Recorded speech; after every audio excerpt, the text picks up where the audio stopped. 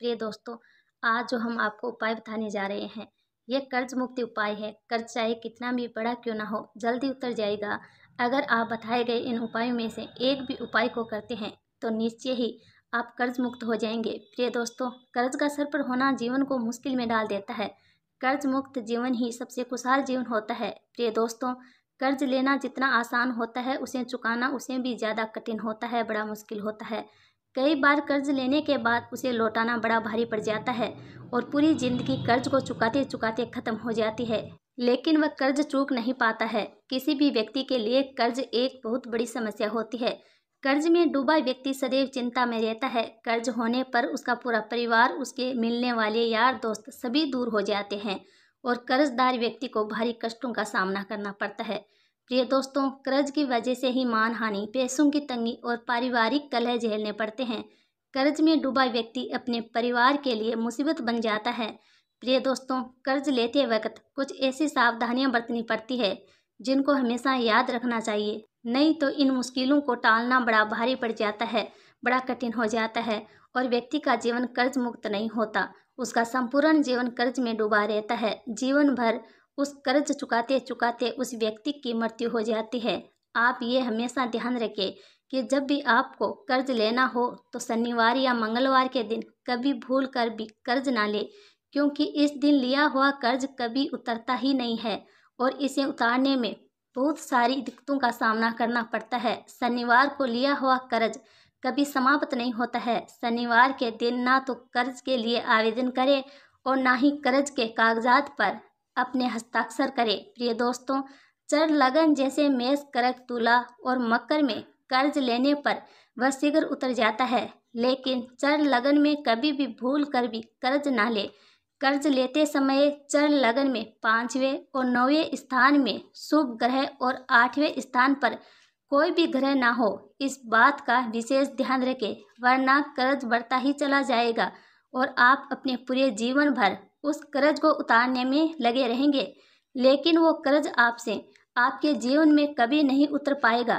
प्रिय दोस्तों, 8वां अंक शनि का माना जाता है, तो 8 तारीख, 17, 26 तारीख को कभी भूल कर भी कर्ज ना ले।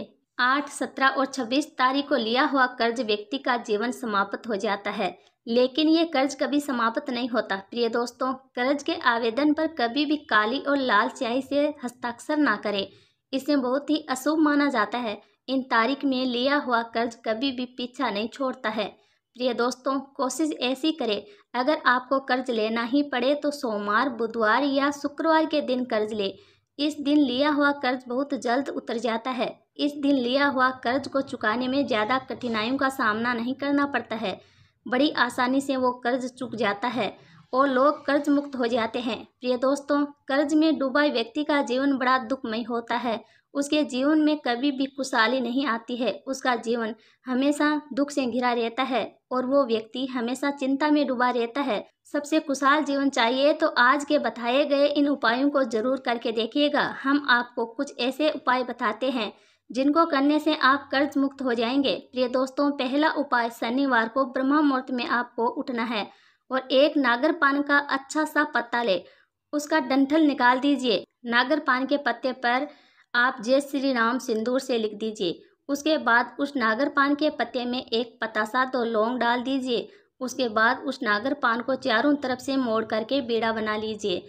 अब उस नागर पान के बीड़े को ले जाकर सीधे हनुमान जी के मंदिर में जाइए और हनुमान जी के मुख में उस नागर पान के बीड़े को रख दीजिए और हाथ जोड़कर श्री हनुमान जी से अपनी मुराद कहिए, अपनी अर्जी लगाइए और कहिएगा कि हे संकट मोचन वीर बजरंगबली, मुझे कर्ज मुक्त कर दीजिए, मेरा संकट को हर लीजिए। मैं अपनी श्रद्धा से यह नागर पान का बीड़ा आपको समर्पित करता हूँ। प्रिय दोस्तों, बजरंगबली को संकट मोचन यूं ही नहीं कहा जाता है।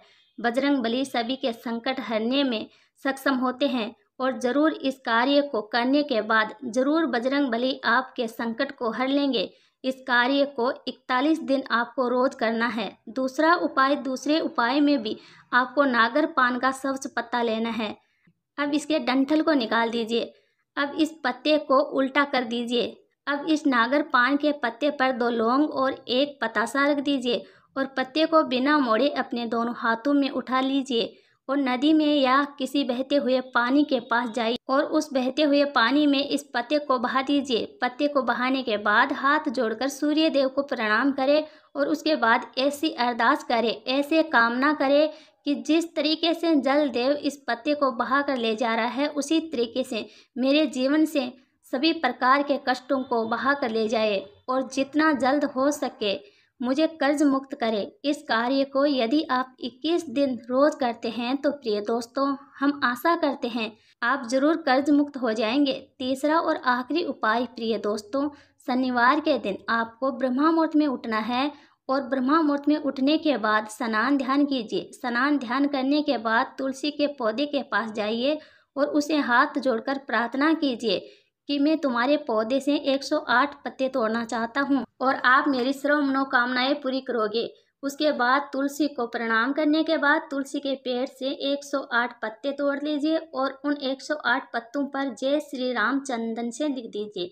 उसके बाद उन 108 पत्तों की माला बना लीजिए और उस माला को ले जाकर हनुमान जी के मंदिर में पहुँच जाइए और हनुमान जी को प्रणाम करके इस माला को हनुमान जी को पहना दीजिए।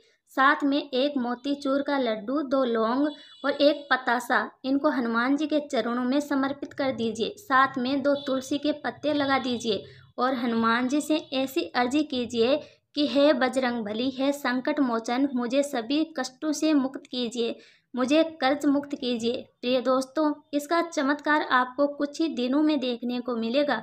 कुछ ही दिनों में आप कर्ज मुक्त हो जाएंगे। उम्मीद करते हैं प्रिय दोस्तों ये जानकारी, ये वीडियो आपको पसंद आया होगा। पसंद आए तो चैनल को सब्सक्राइब, वीडियो को लाइक और एक प्यारा सा कमेंट जरूर करें। राधे राधे दोस्तों।